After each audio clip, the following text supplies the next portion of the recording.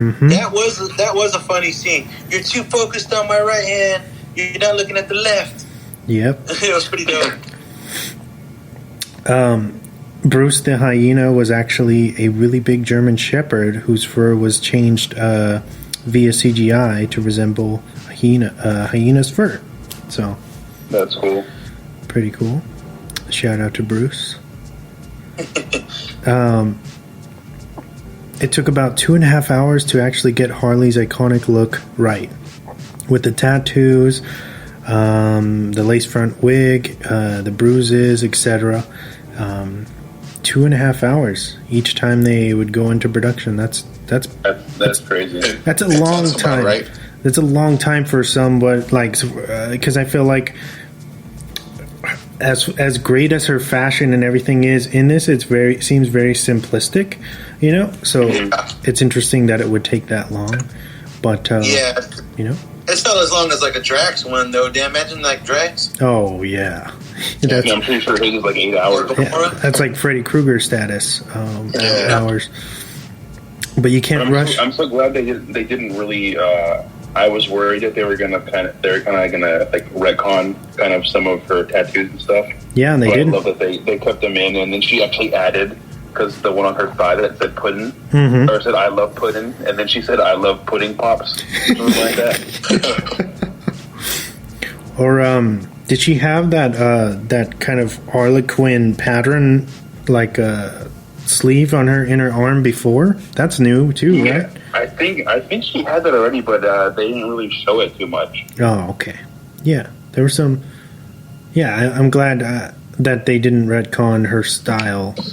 I mean, and I feel like they kind of they brought it out even more with the jump. They kind of revamped it. Even with the the onesie jumper towards the end, like they just go full on comic book mode. You know. Yeah. I like how you see the Suicide Squad shirt that she has. Oh yeah. I think Rosie Perez, and she's like, "Oh no, that's sentimental. That has sentimental value." And she throws it back into the chest. Or when she runs when she's Roman sends her to the jail to get the diamond back.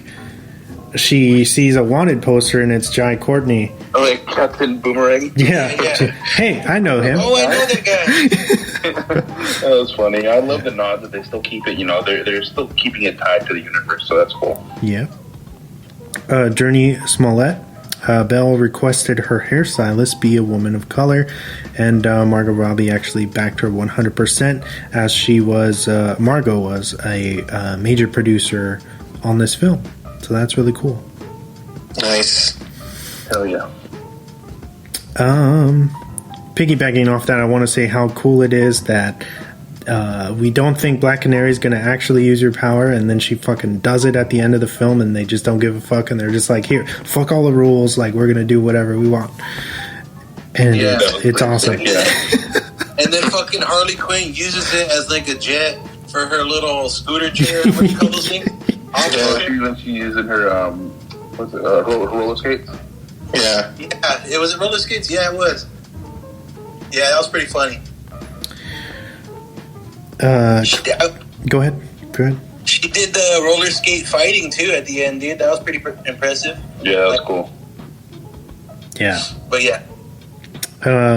Chris Messina, aka Victor Zsasz, actually improvised the meows that he does during Harley Quinn's torture scene. Oh, that's cool. And I think, I'm not sure if she was kidding or not, but Kathy, the director, actually described Chris Messina as a fucking weirdo on set. I can see that. You're getting really into character. Yeah. He must have read a comic book on Zaz or something, like, and like went with it good. How cool is that though, to be like an actor and then like your job is to read comic books to get into to know your role? I just think that's freaking amazing. That's amazing. It's amazing. It's amazing, but at the same time hard. Like, most of these people don't know who the fuck they're being, so they have to study. They have to really become it, you know? Yep. Yes.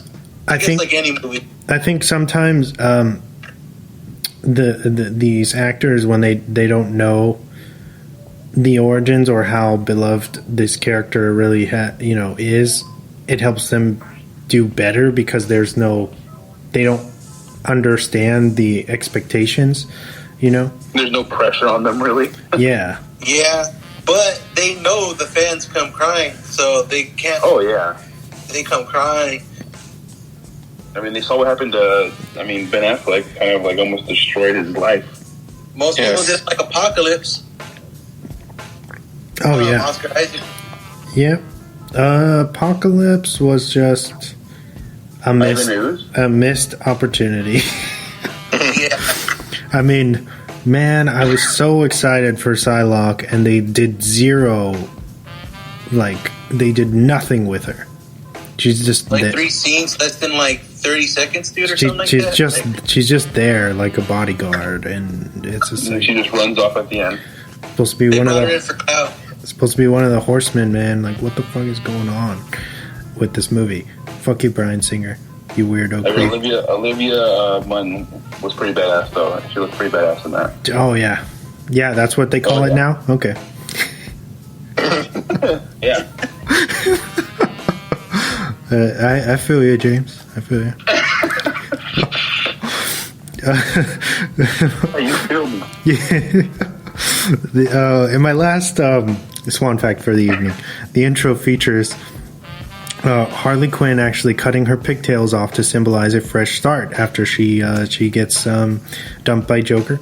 This was actually shot in just one take, as they only had one of those wigs, and I guess for shooting, the schedule purposes, they only had time to shoot it once, and they loved how she did it, so they got the shot they wanted in one take. Nice. How stressful would that have to be, though? Like, oh, fuck, I have to nail this, or this scene is, done. Yeah.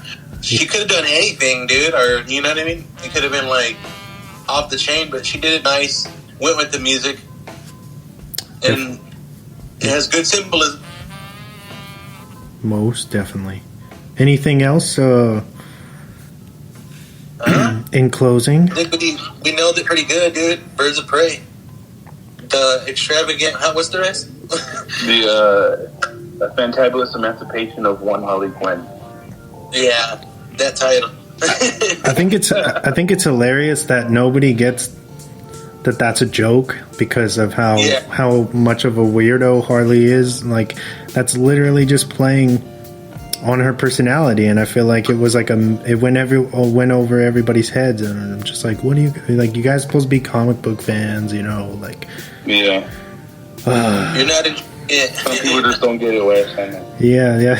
Just the Joaquin meme. you wouldn't get it anyway. You know what scene was pretty funny and choreographed?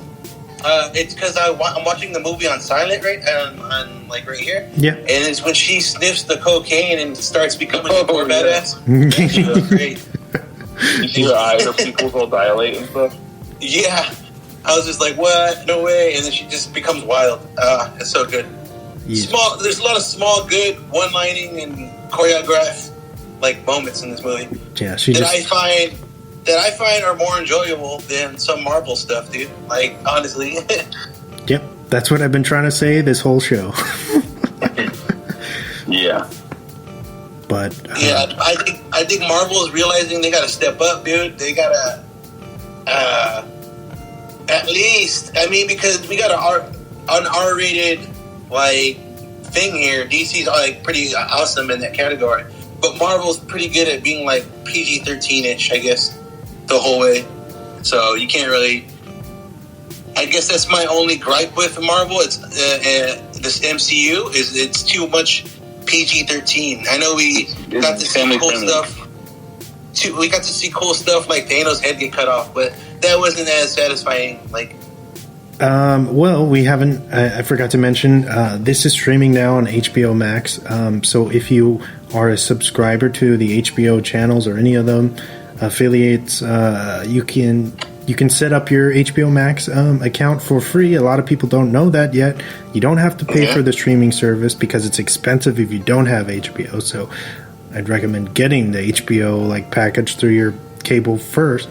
But yeah, stream Birds of Prey on HBO Max. Now, if you haven't seen it yet, hopefully you didn't listen to this entire thing having not seen the movie, because we spoiled the shit out of the movie for you, unless you're one of those people that don't care and you like to know what you're getting into first. I don't understand you, but I'm okay with it. You know, do you. But yeah, HBO Max, check it out. Those people who listen to reviews of movies before they watch them, those are the same type of people who pour milk before they pour cereal. Damn, we fucking shaming around here, aren't we?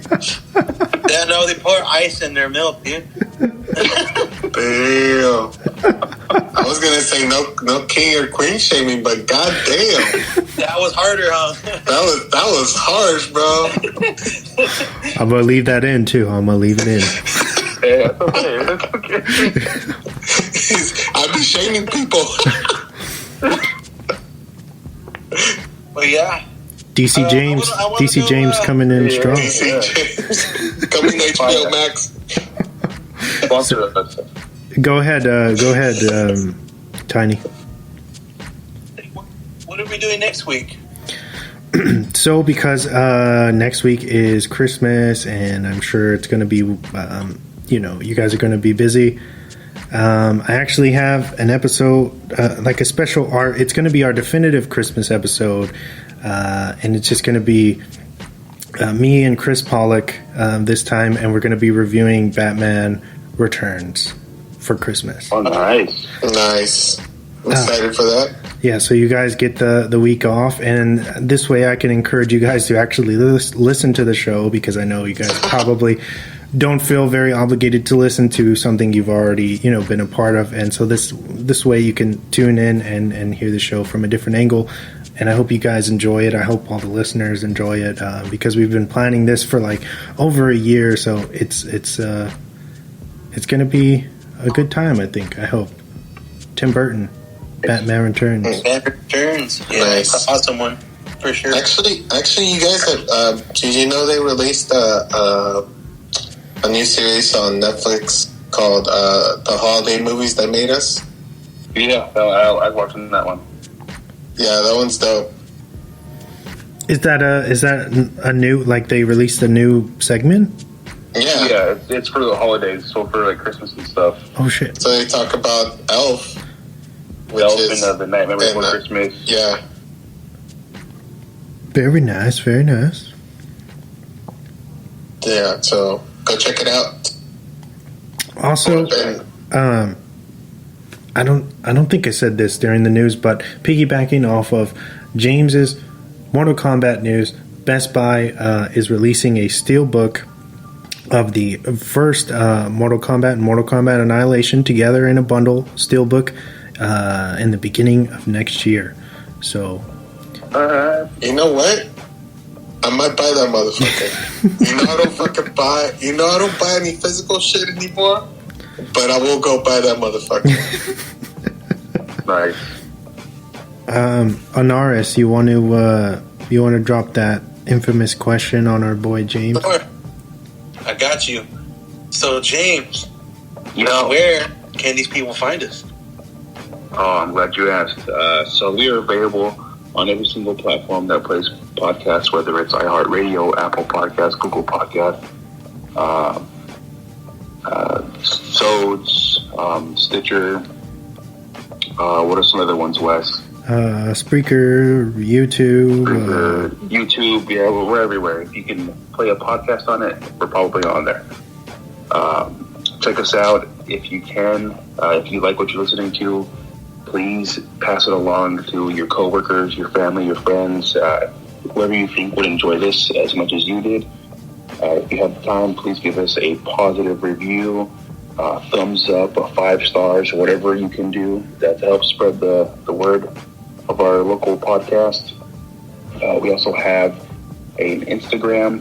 It is at @dropthemic_podcast. Me and Wes are both attached to that. You can comment on our weekly Rex, on our weekly focus that we're going to be posting up every